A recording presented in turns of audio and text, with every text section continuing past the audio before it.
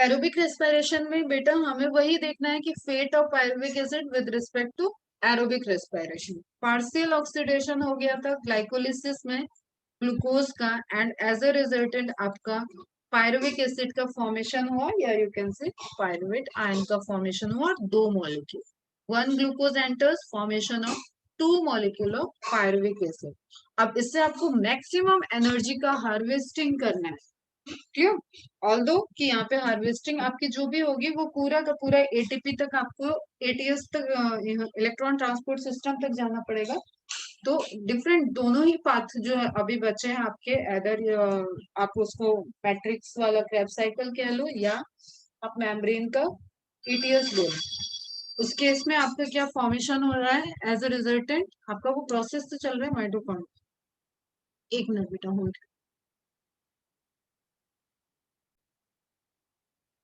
ठीक है, तो अब एरोबिक आपको जो माइटोकॉन्ड्रिया के अंदर जो प्रोसेस होने वाली है, उससे आप पूरा का पूरा जो पार्शियल ऑक्सीडेशन में अभी एनर्जी उसके अंदर है, बॉन्ड की एनर्जी, वहां से सभी कार्बन मॉलिक्यूल को निकाल लोगे, मतलब 3 मॉलिक्यूल ऑफ CO2 निकलेंगे एक पायरुविक एसिड से। ठीक है, पायरुवेट आपका 3 कार्बन है, तो यहाँ से 3 CO2 रिमूव हो जाएंगे, तो ये कंप्लीटली ऑक्सीडाइज हो जाएगा। इज इट क्लियर बच्चा? तो अब उसके स्टेप्स को देख लेते हैं। क्रुशियल इवेंट्स आपको याद रखना है। Complete oxidation of pyruvate by the step wise removal of the hydrogen atom living 3 molecules of CO2, ये है आपका crucial step. The passing of the electron removed as part of the hydrogen atom to molecular oxygen with simultaneously synthesis of ATP. This is the about the electron transport system. पहला वाला आपका Krebs cycle का है, and second वाला आपका electron transport system से related. General reactions जो यहाँ पे चलेगा, that is pyruvic acid, coacetyl enzyme A आएगा and NAD+, and this is the link reaction, जो आपको एनसीईआरटी में लिंक रिएक्शन क्रेब्स साइकिल के अंदर दिया हुआ है।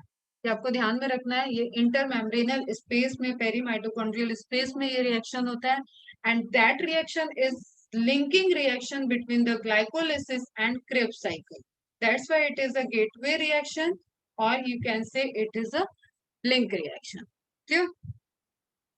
During this process, 2 molecules NADH are produced, क्योंकि 2 molecules आपके पायरुविक एसिड के आ रहे हैं, 2 molecules ऑफ पायरुविक एसिड से ही 2 molecule NADH के प्रोड्यूस होंगे, और एक सिंगल मॉलिक्यूल के आप कह सकते हो कि गेटवे रिएक्शन में एक NADH प्लस H+ का फॉर्मेशन होता है।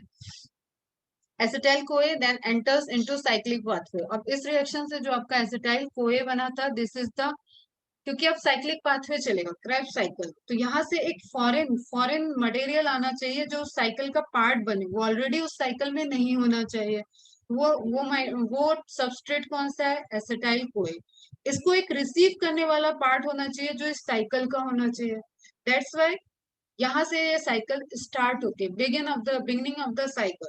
तो एसिटाइल को एंटर किया एंड ऑक्सैलो एसिटिक एसिड इसको रिसीव किया। फिर यहाँ से आपका साइक्लिक प्रोसेस चलेगा। तो एसिटाइल को then enters the cyclic pathway tricarboxylic acid, Krebs cycle, hence Krebs scientist है। ये आप देखो, ये आपका लिंक रिएक्शन हो गया, एंड देन आपके डिफरेंट डिफरेंट फॉर्म का वहां पे फॉर्मेशन हो रहा है, और रिजल्टेंट आपको OAA मिलना चाहिए। और ये क्योंकि 3 मॉलिक्यूल से 2 मॉलिक्यूल 2 कार्बन मॉलिक्यूल हो चुका है, इट मीन्स कि ये वो रिएक्शन है जहाँ पे एक CO2 निकला है, एंड ओवरऑल आपको एक CO2 यहाँ, एक CO2 यहाँ, तो कंप्लीट आपको 3 मॉलिक्यूल ऑफ CO2 का removal of 3 molecule of CO2 दिख रहा है। क्लियर है बच्चों?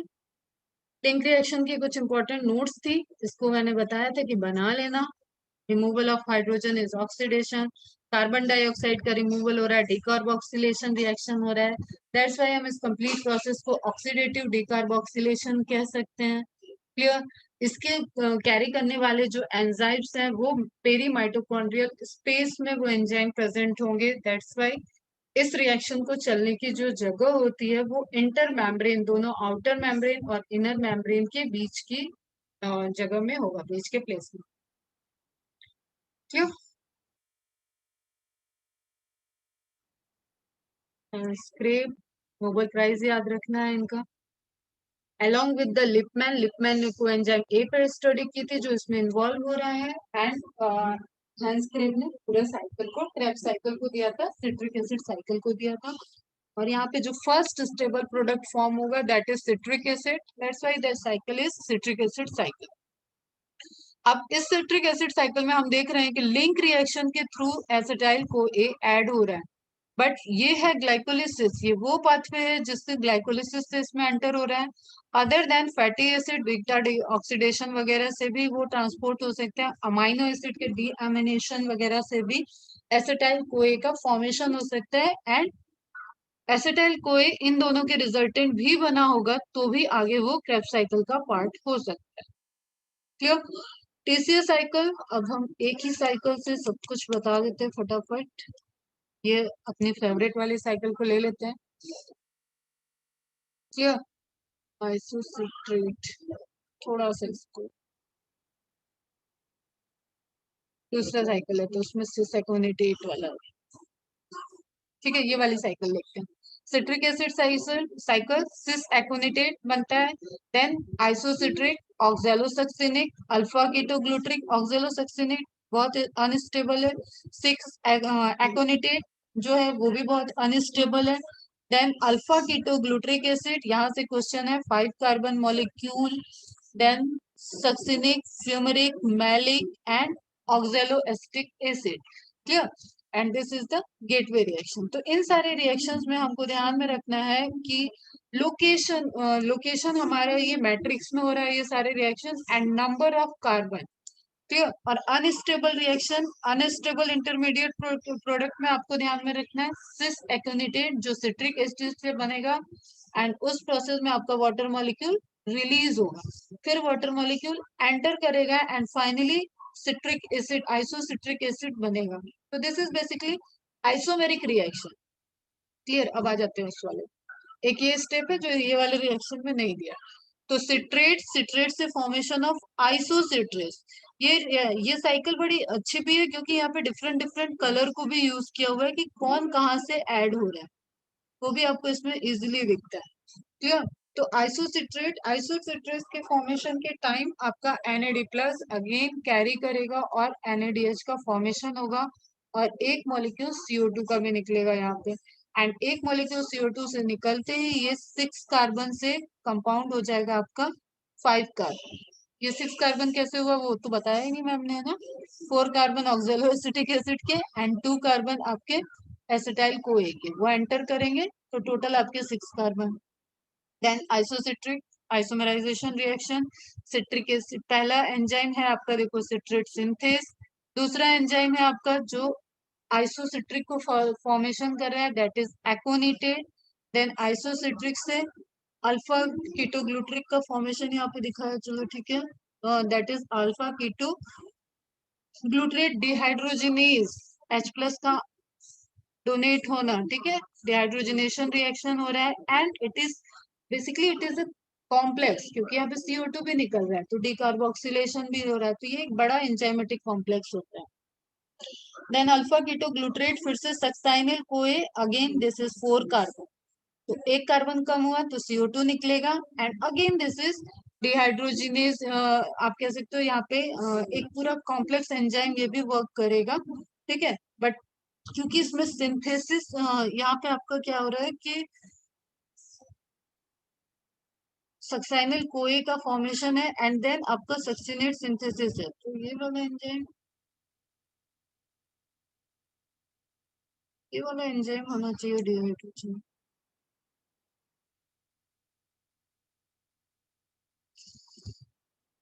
चलो अच्छा ठीक है, देखते हैं अभी। ठीक है, तो अल्फा कीटोग्लूट्रेट से सक्साइनिल कोए बना, सक्साइनिल कोए बनने के टाइम भी एक CO2 रिमूव होगा, देन ये जो आपका स्टेप है सक्साइनिल कोए से सक्सेनिक एसिड, इस स्टेप का क्वेश्चन है फॉर्मेशन ऑफ ATP, या ये आ सकता है आपको फॉर्मेशन ऑफ GTP से। क्लियर? फॉर्मेशन ऑफ GTP से भी हो सकता है, तो जहां जहां पे आपके NADH का फॉर्मेशन होता है बेसिकली वो होते हैं आपके डिहाइड्रोजिनेज कॉम्प्लेक्स वाले एंजाइम। क्लियर? सही तो दिया था, ये हो गया था, हमें उल्टा देखिए, फोर्थ लिखा है ना, फोर्थ डिहाइड्रोजनेज कॉम्प्लेक्स करेक्ट है, एंड 6 अगेन आपका डिहाइड्रोजनेस कॉम्प्लेक्स होगा जो सक्सिनेट डिहाइड्रोजनेस है, एंड बीच में आपका सक्साइनिल को ए सिंथेटिस जहाँ पे जो सिंथेसिस ऑफ सक्सेनिक एसिड में रोल प्ले करेगा। सही दिया, सही मैंने उल्टा देख लिया। चलिए, तो जीटीपी से जीटीपी का फॉर्मेशन एंड को enzyme is a part of enzymatic जो कि सिर्फ रिएक्शन को कैरी करा के वो रिमूव हो जाएगा। यहाँ तक क्लियर है सबको? नाउ सक्सिनिक एसिड, सक्साइनिल कोए, ये सब 4 कार्बन है। अब कोई आपको कार्बन का तो बैलेंसिंग हो गया, आपको जो रीजनरेट करना है ऑक्जेलो एसिटिक एसिड वो 4 कार्बन ही है। क्लियर? तो वो अब वहां पे चेंजेस होते रहेंगे इससे। तो पहला चेंज क्या है? सक्सिनिक एसिड से again succinate dehydrogenase enzyme complex के प्रेजेंस में फॉर्मेशन ऑफ FADH2 मॉलिक्यूल होगा। एक कैरियर को एंजाइम से जो कि रिसीव करेगा H+ आयन को रिसीव करेगा, इलेक्ट्रॉन को रिसीव करेगा, और एक पूरा कॉम्प्लेक्स जो कॉम्प्लेक्स 2 आपने देखा इलेक्ट्रॉन ट्रांसपोर्ट सिस्टम का, और वही कॉम्प्लेक्स 2 यहाँ पे वर्क कर रहा है, उसका एक पार्ट है। ठीक है, जैसे एक पूरा डोर है तो डोर का एक इधर अपर आउटर पार्ट है, इनर पार्ट है, उसी तरीके से एक पोर्शन पे ये रिएक्शन चल रहा है और एक पोर्शन पे इलेक्ट्रॉन ट्रांसपोर्ट सिस्टम चल रहा है। ठीक है, दैट्स वाई जो आपका कहते हैं ना कि FADH2 डायरेक्ट कॉम्प्लेक्स 2 को वहीं पे FAD+ को रिमूव कर देगा, वहां फॉर्मेशन होगा एंड डायरेक्ट दे देगा। तो सक्सिनिक एसिड से fumaric acid and finally malic acid से ऑक्जेलो एसिटेट एसिड के बनने वाले केस में आपको फिर से एक NAD+ से NADH का फॉर्मेशन है। ठीक है, पूरा कंप्लीट रिएक्शन आपका क्या है, एसिटाइल कोए एंटर किया है। अब यहाँ पे ऑक्जेलो एसिटिक एसिड को नहीं लिख लेंगे क्योंकि साइकिल के अंदर का पार्ट है वो OA। क्लियर? इसे रिएक्शन में नहीं लिखते, किसी ने पूछा था मेरे से क्लास में। तो एसिटाइल कोए 3 NAD+, FAD का एक molecule 3 NAD, GDP and water molecule, and release क्या हुआ है, COA आपका फ्री हो गया एसिटाइल वाला पार्ट का, NADH 3 NAD+ से NADH, FAD से एक FADH एंड GDP से GTP जो कि पैरेलली ATP फॉर्मेशन वाली प्रोसेस में चला जाएगा एंड GTP से ATP का फॉर्मेशन हो जाएगा, release of CO2 and hydrogen ion. ये आपका हो गया नेट रिएक्शन। तो ये एक पायरुविक एसिड के लिए इसको आप डबल कर लोगे तो 2 पायरुविक एसिड के लिए हो जाएगा। ठीक है बेटा, समझ में आया? सक्साइनिल कोए सिंथेटिस, हाँ करेक्ट लिखा था, alpha keto glutarate dehydrogenase complex and isocitrate dehydrogenase complex. ठीक है, तो जहां जहां डिहाइड्रोजिनेस कॉम्प्लेक्स है वहां पे आपके NADH2 या FADH2 का फॉर्मेशन होगा। यहाँ तक हमारा क्या क्या हो गया, glycolysis completed, Krebs cycle completed. क्या क्या मिल रहा है हमें, ग्लाइकोलिसिस से हमें नेट गेन ऑफ 2 ATP हुआ, क्रैब साइकिल से भी हमको नेट गेन ऑफ 2 ATP हुआ क्योंकि सिर्फ एक स्टेप था आपका सक्सेनिक एसिड से फ्यूमरिक एसिड का बनना। इस स्टेप में ही आपका जो फॉर्मेशन सक्साइनिल कोए से सक्सेनिक एसिड का बनना, वहां पे ही आपका क्या हो रहा था, GDP का फॉर्मेशन हो रहा था and that GDP is equivalent to ATP। तो उस केस में आपको एक मॉलिक्यूल में एक ATP तो 2 मॉलिक्यूल में 2 ATP। ये तो हमें डायरेक्ट एनर्जी मिली। ठीक है, रेस्ट ऑल आर अभी हमको ऐसे एनर्जी मॉलिक्यूल हैं जिनसे हमको हार्वेस्टिंग ऑफ एनर्जी करनी है। ठीक है बच्चा, तो फिर अनदर पाथवे क्या आ जाएगा, इलेक्ट्रॉन ट्रांसपोर्ट वाला। इलेक्ट्रॉन ट्रांसपोर्ट में सबसे आपको पहली चीज तो पूरी इस जो गेम ये चल रहा है जो यहाँ पे प्लेयर्स खेल रहे हैं उनकी आपको लोकेशन सबकी पता होनी चाहिए। This is outer membrane. कई चीजें तो यहाँ कॉन्सेप्ट बेस आपको होल्ड करनी है ताकि आप डायरेक्ट बुक से कोई क्वेश्चन नहीं आए तो आप उसको सॉल्व कर पाओ। इनर मेम्ब्रेन, आउटर मेम्ब्रेन और इनर मेम्ब्रेन के बीच का पेरीमाइटोकॉन्ड्रियल स्पेस, इसी स्पेस में आपका क्या चल रहा है, गेटवे रिएक्शन चला है, और इसी स्पेस में आपके केमियोस्मोटिक थेरेपी वर्क करेगी एंड एज अ रिजल्टेंट आपका ATP का फॉर्मेशन अंदर की साइड होगा, इधर H+ आयन का कंसेंट्रेशन बढ़ेगा और आपका लोकेशन रहना चाहिए कि ATP की सिंथेसिस अंदर की तरफ होगी, ये वाला जो फॉर्म। क्लियर? अब रह गया है सिट्रिक एसिड साइकिल हो चुका मैट्रिक्स में, साइटोसॉल में हो चुका है ग्लाइकोलिसिस, अब रह गया आपका इलेक्ट्रॉन ट्रांसपोर्ट सिस्टम। तो ये ब्यूटी है माइटोकॉन्ड्रिया की कि यहाँ पे पहला स्टेप अंदर हो रहा है एंड लास्ट स्टेप फिर से बाहर आ रहा है। ठीक है, तो this is the beauty of mitochondrial reaction कि आप एंटर कर गए हो, पहले आपका मॉलिक्यूल अंदर मैट्रिक्स में रिएक्शन किया है एंड देन उससे रिजल्टेंट जो भी NADH2 FADH2 बने हैं उसको हार्वेस्ट किया जाएगा inner membrane. I think related to location तो किसी को कोई क्वेरी नहीं है यहाँ पे, एक बार बताओ तो। कृषु जरा डोर क्लोज करो बेटा।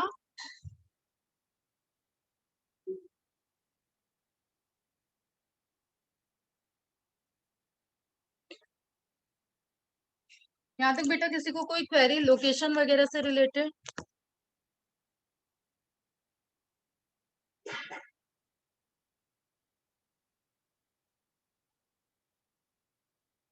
मनाली, इकरा, आलम, शोएम कौन आ गया, विदिला। चलो यहाँ तक सब ठीक ठाक, आगे बढ़े।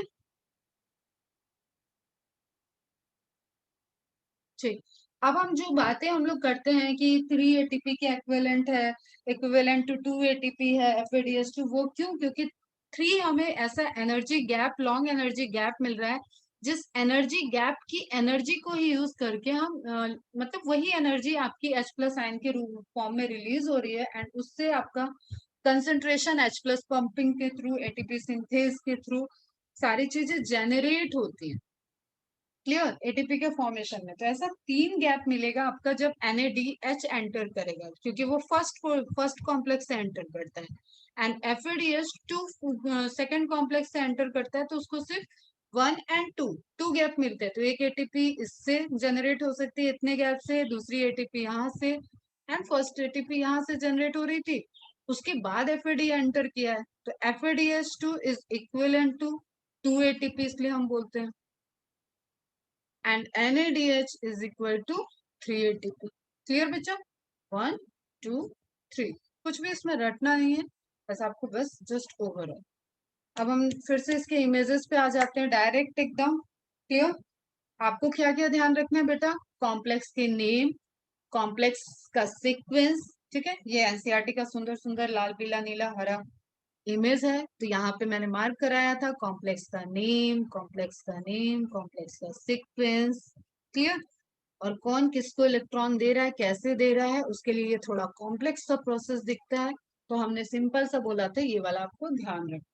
क्लियर? तो पहले से स्टार्ट करते हैं।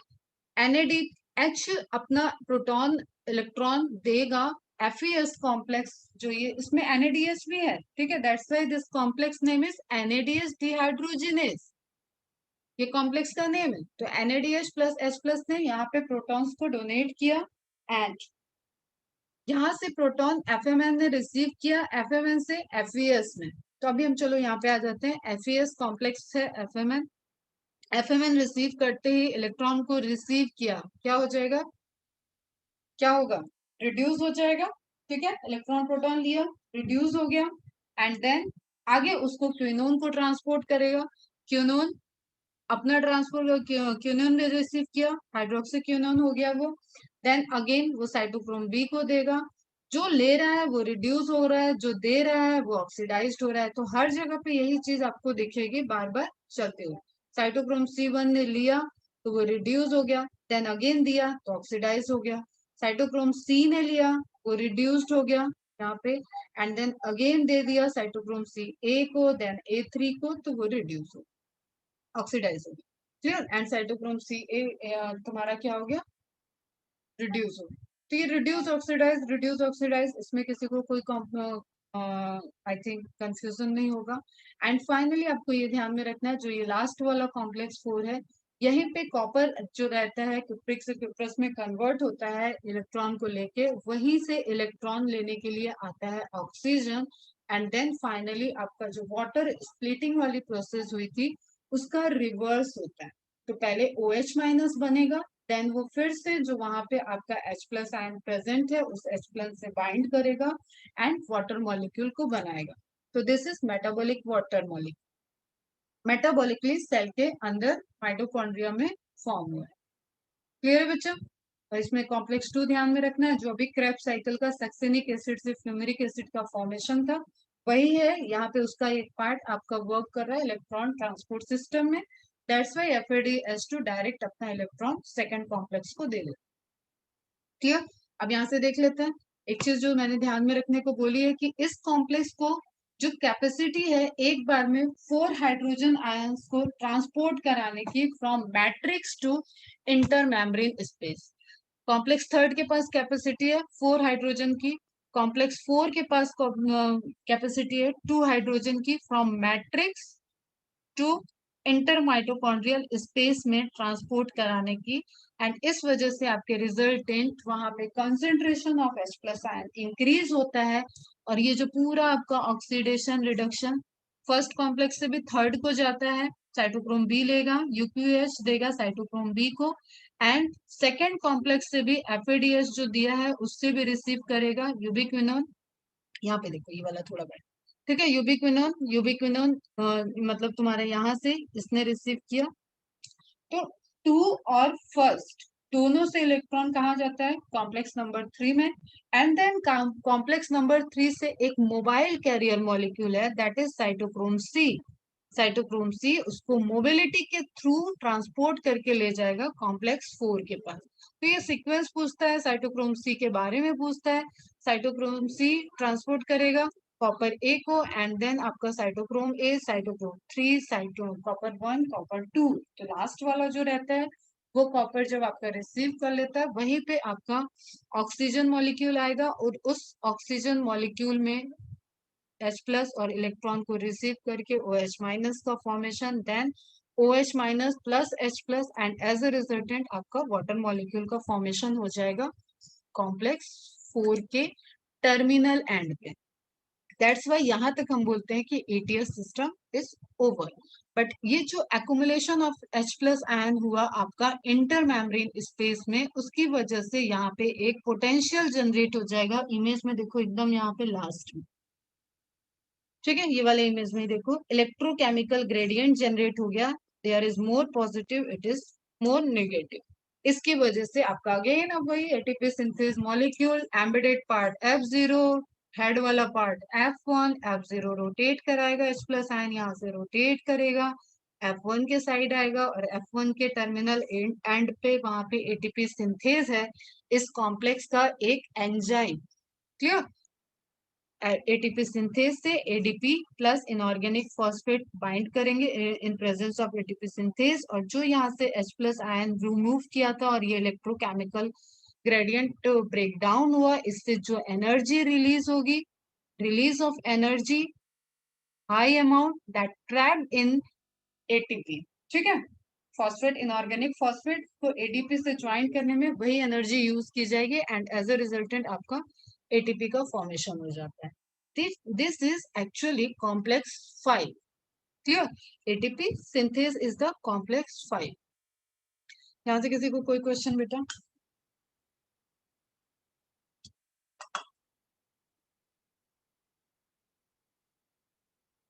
कोई क्वेरी? ये इमेजेस ध्यान में रखो सब जो तुम लोगों की बुक में दे रखी है। कॉम्प्लेक्स, कॉम्प्लेक्स, लोकेशन, लोकेशन, ये कॉम्प्लेक्स, ATP का फॉर्मेशन। ATP का फॉर्मेशन किधर होगा? Towards the matrix. ठीक है, अभी कोई डाउट नहीं है तो आगे बढ़ते हैं। ये पार्टिकल ध्यान में रखो, इसका structure headed structure, embedded structure. Head structure की टुवर्ड्स हेड स्ट्रक्चर पे ही ATP सिंथेज होता है जिससे ATP का फॉर्मेशन होता है। एंड एम्बेडेड धसा हुआ पार्ट F0 है जो कि प्रोटॉन के ट्रांसपोर्टेशन में हेल्प करता है जब एक सर्टेन अमाउंट का ग्रेडियंट मेंटेन हो। हमेशा ये ओपन नहीं रहेगा, अदरवाइज ये ग्रेडियंट जनरेट ही नहीं हो पाएगा। चलो अभी इसके लिए मैंने तुम लोग को भी वही हाइड्रोजन वाला बताया था, तो एक हायर बुक से थोड़ा सा रिएक्शंस दे दिए थे, तो ये बहुत इंपॉर्टेंट नहीं है। केमी ऑस्मोटिक थ्योरी प्रोटॉन ग्रेडियंट वाला है, थिंक इसमें भी कुछ नहीं है। तो यहाँ पे जो फॉस्फोराइलेशन हुआ, जो फॉर्मेशन ऑफ ATP हुआ, this is basically all are the oxidative phosphorylation. ठीक है, यहाँ इलेक्ट्रॉन का निकलना, प्रोटॉन का निकलना, तो मतलब ऑक्सीजन का ऐड होना, जो लास्ट स्टेप में ऑक्सीजन ऐड हुआ है दैट इज ऑक्सीडेशन। ठीक है। इलेक्ट्रॉन हमेशा जो मूव कर रहा है दैट इज द ऑक्सीडेशन। इस पूरी प्रोसेस की वजह से वहां पे ग्रेडियंट जनरेट हुआ है एंड एज ए रिजल्टेंट आपका फॉस्फोराइलेशन हुआ है। That's why the pathway ETS is basically oxidative phosphorylation reaction. The NADH synthesized in glycolysis is transferred into the mitochondria and undergoes oxidative phosphorylation. अब photo phosphorylation photosynthesis वाला ध्यान में रखना है light के प्रेजेंस में। क्रेब्स साइकिल में glycolysis में क्या हुआ है, सबस्ट्रेट लेवल का फॉस्फोराइलेशन। तो एक मैंने तीनों टाइप्स के फॉस्फोराइलेशन में डिफरेंस बताया था तुम्हें कि जब सबस्ट्रेट के फॉस्फेट ग्रुप को यूज करके हो रहा है या सबस्ट्रेट की ड्यूरेशन में सबस्ट्रेट से दूसरा प्रोडक्ट बनने के ड्यूरेशन में बन रहा है तो that is again substrate phosphorylation. Clear. And light के प्रेजेंस में बन रहा है तो उसको हम बोल रहे थे फोटोफॉस्फोराइलेशन। लाइट रिएक्शन में जो बन रहा था फोटोसिंथेसिस में। और यहाँ पे लास्टली आपने क्या देखा, इलेक्ट्रॉन और के ट्रांसपोर्टेशन से और ऑक्सीजन के एडिशन से जो प्रोसेस हुई तो प्रॉपरली बेसिकली ऑक्सीडेशन प्रोसेस हुआ and as a resultant H plus ion से आपका फॉर्मेशन हुआ एटीपी का। That's why that is oxidative phosphorylation. अब हम लोग कैलकुलेशन वाला देखते हैं। कैलकुलेशन हमारी क्या कहती है, हमें दो मॉलिक्यूल मिले एटीपी के, एक ग्लूकोज से स्टार्ट हुआ है सब कुछ, वन ग्लूकोज से स्टार्ट हुआ। टू मॉलिक्यूल्स एटीपी के मिले ग्लाइकोलिसिस में, दो मॉलिक्यूल एनएडीएच के मिले ग्लाइकोलिसिस में। लिंक रिएक्शन अलग से दिया है तो हमें ध्यान में रखना है, अदरवाइज ये एनएडीएच हम ले जाएंगे वन एनएडीएच इन क्रेब्स साइकिल। तो जब हम लिंक रिएक्शन को बोल रहे हैं तो वन एनएडीएच का फॉर्मेशन हुआ लिंक रिएक्शन में और अलोंग विद यहाँ पे डीकार्बोक्सिलेशन रिएक्शन हुआ था तो CO2। क्रेब्स साइकिल ग्लाइकोलिसिस में कोई CO2 मॉलिक्यूल नहीं निकला था क्योंकि वहां 6 carbon glucose is converted to 2 molecules of 3 carbon pyruvic acid. Link reaction में CO2 निकला। देन क्रेब्स साइकिल में 1 ATP डायरेक्ट ATP और 3 NADH एंड 1 FADH2 का फॉर्मेशन हुआ। इतना तो हमें फॉर्मेशन फॉर्मेशन हुआ। अब इनमें से हमारा सिर्फ डायरेक्ट एटीपी अभी कितना मिला है, 4 एटीपी। ठीक है, 4 एटीपी तुम्हारे जो ग्लूकोज में मिले थे, क्योंकि 4 एटीपी ग्लूकोज में मिले थे और 2 एटीपी अपन ने यूज भी किया था प्रिपरेटरी फेज में, उसको माइनस कर देंगे तो नेट गेन हमारे पास 2 एटीपी का ही है। तो 2 एटीपी आपके ग्लाइकोलिसिस के प्लस एक मॉलिक्यूल के लिए एक एटीपी आपको मिला है क्रेब्स साइकिल से, तो दो पायरुविक एसिड के लिए 2 एटीपी, तो 2 + 2 4 एटीपी आपको डायरेक्ट मिल गए। इसके अलावा सभी आपको हार्वेस्ट करना है। ठीक, टोटल एनएडीएच काउंट कर लेते हैं। 2 एनएडीएच ग्लाइकोलिसिस में, 2 NADH आपका लिंक रिएक्शन में एंड 2 3 2 6 6 NADH आपके क्रेब्स साइकिल में। तो 6 + 2 + 2 टोटल 10 NADH आपको मिल चुके हैं जिनको आप हार्वेस्ट करोगे। तो ड्यू टू एनर्जी गैप आपको हर एक NADH से 3 ATP प्रोड्यूस होते हैं और 10 3 30 ATP आपको यहाँ से मिल जाएंगे। देन 1 मॉलिक्यूल FADH2 मिला था, 2 मॉलिक्यूल्स के लिए 2 FADH2 कन्वर्ट करेंगे 2 ATP equivalent to 1 FADH2 4 ATP आपको मिला। तो नेट गेन आपका कितना हो गया, 30 + 4 + 4 ये डायरेक्ट एटीपी हो गए। ठीक है, 34 + 4 अब आपका हो गया 38। तो यहाँ आपके अलग अलग क्वेश्चन हैं, कॉम्बिनेशन देखो कहीं कहीं पे थोड़ा सा आपको ऐसे सिली होगा कि क्वेश्चन दिख रहे होंगे एक्सरसाइज 1 वगैरह में, जहाँ पे बहुत लॉजिक की बात नहीं है, डायरेक्ट बोल दे रहे हैं और ऑप्शन में दिया हुआ है, कुछ कंडीशन नहीं दिए हैं कि हाँ कौन से पाथवे को आपको लेना है, कौन से शटल को यूज करना है। तो ऑप्शन के पॉइंट ऑफ व्यू से आपको टिक करने होंगे, क्वेश्चंस देखने होंगे। एरोबिक की बात कर रहा है तो देयर इज बोथ पॉसिबिलिटी। ठीक है, 38 एटीपी का नेट गेन भी हो सकता है एंड 36 एटीपी का नेट गेन भी हो सकता है। टोटल सिंथेसिस की बात की जाएगी तो टोटल सिंथेसिस 40 एटीपी भी हो सकता है एंड -2 कर दें तो 38 एटीपी भी हो सकता है। कैसे, उस शटल की बात अभी बताते हैं।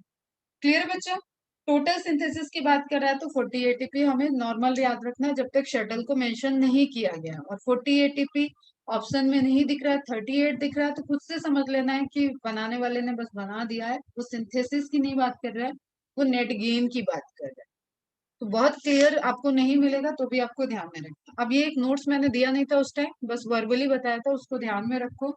एमसीक्यू सॉल्व किए तो मिल गया होगा ये point. Two pathways that transport reducing equivalent from NADH into mitochondria have been characterized and are known as glycerol phosphate shuttle and malate aspartate shuttle. Name से इंडिकेट कर रहा है कि यहाँ कुछ कन्वर्जन हो रहा होगा, कुछ पाथवे चल रहा होगा। तुम्हें क्या समझना है बेटा? This is mitochondria, membrane of mitochondria, here matrix, mitochondrial matrix, और इसके एक तरफ है साइटोसोल। ध्यान से थोड़ा सुनना।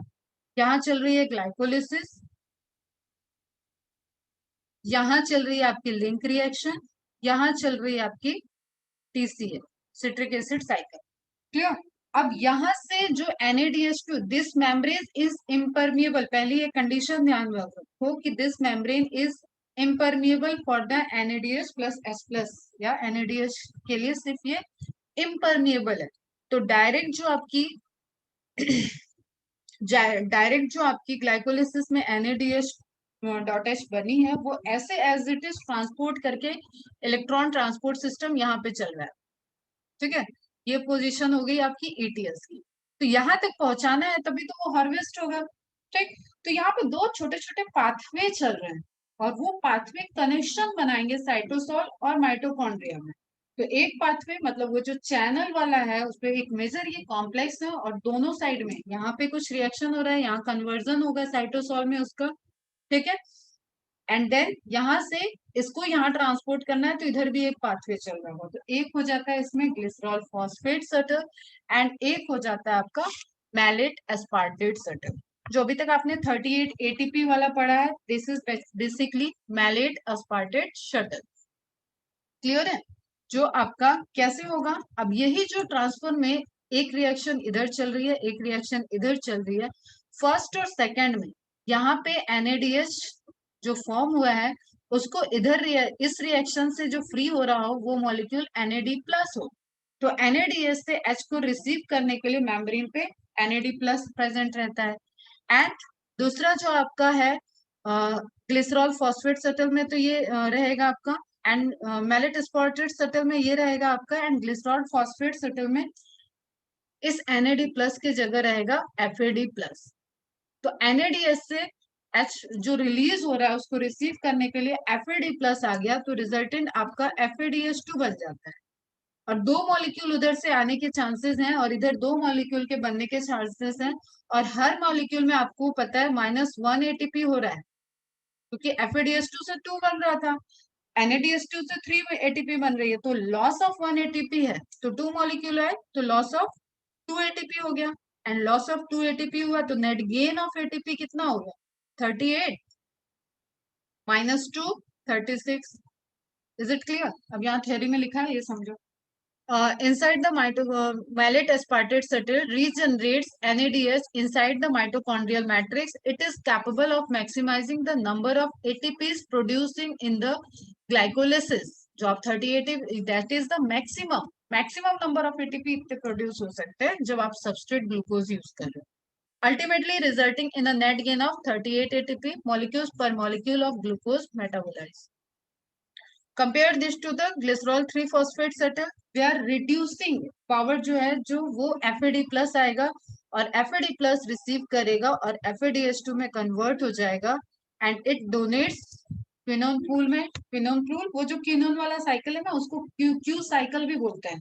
ETS में जो ट्रांसपोर्ट हो रहा है ना उसको क्यू साइकिल भी बोलते हैं बेटा, एक टर्म ये भी ध्यान, अभी तुम लोग के लेवल पे नहीं आएगा, बट क्यू साइकिल जहाँ पे क्विनोन इन्वॉल्व हो रहा है इलेक्ट्रॉन ट्रांसपोर्ट चेन में, एंड 2 ATP बन रहा है तो लॉस ऑफ 2 ATP हो गया आपका, रिजल्टेंट 36 ATP फॉर्मेशन होगा।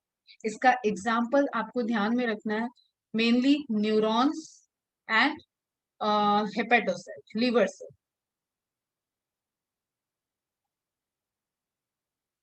ठीक है, बाकी सभी जगह जहाँ पे आपका नॉर्मल प्रोसेस चल रहा है वहां पे मैलेट एस्पार्टेट सर्कल है, उसके थ्रू ट्रांसपोर्टेशन हो जा रहा है एंड फॉर्मेशन। नेक्स्ट पोर्शन है एम्फिबोलिक पाथवे, जो आप समझ ही रहे हो कि यहाँ पे सिंथेसिस भी हो सकती है, डिग्रेडेशन भी हो सकता है, दैट्स वाई कंप्लीट हम पाथवे को क्या बोल रहे हैं? एम्फिबोलिक पाथवे। अब टाइम भी खत्म होने वाला है, तो बताओ यहाँ से, तो ये तो अभी छोड़ देते हैं। तुम लोग को कोई क्वेरी हो तो बताओ, इसको अपन कर लेंगे मंडे के स्टार्टिंग के लेक्चर में, थोड़ी देर में कवर कर देंगे। हाँ कर देंगे बेटा, पहले टेस्ट पार्टेट वाला नोट्स शेयर कर देंगे। ठीक है, उसके रिएक्शंस भी है, लेकिन हमें वो पाथवे नहीं जानना है। उसमें क्या होगा, मैलेट एस्पार्टेट आपस में कन्वर्जन शो करेंगे, और पैरेलली दो पाथवे से आपका वो रिलेशन, एक लिंक बनेगा। ठीक है, तो यहाँ तक कोई क्वेरी बेटा किसी को? नहीं है, ओके। ठीक है, अभी अच्छे से मार्क्स आने चाहिए इस चैप्टर में। चलो पूछना कुछ भी हो, और लास्ट वाला पोर्शन हम लोग मंडे को मॉर्निंग में डिस्कस कर लेंगे एक बार। बाय बाय बच्चों, टेक केयर, बाय।